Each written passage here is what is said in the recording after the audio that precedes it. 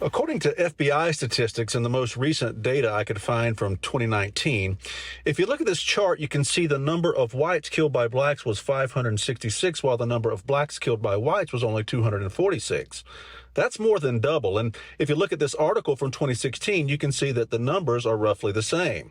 So for the ever-dramatic race-baiting Congressman Jamaal Bowman, who asked the question on his X account, how many times have you seen a white man killed on camera on your news feed?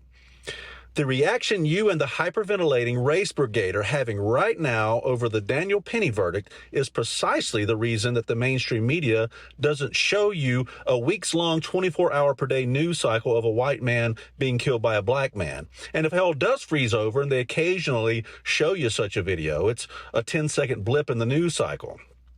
You see, the left-wing media needs you to be outraged, not just the black community, but also the virtue-signaling whites who need to come to your rescue. There's plenty of videos out there on social media and the web of whites being not only killed, but brutally assaulted by blacks. And if the mainstream media shows you all of those, it would destroy the narrative they're trying to push.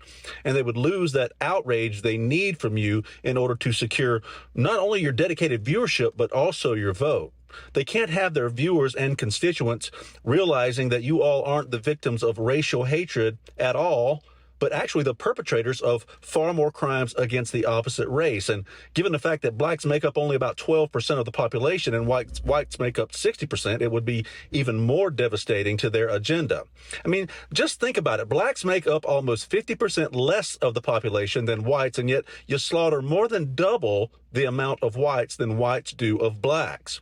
But I know none of this logic is going to make a dent in that heavily propaganda-saturated brain of yours, because I'm sure you're probably going to run for another office after getting fired. So keep that race card in your back pocket and fight the power.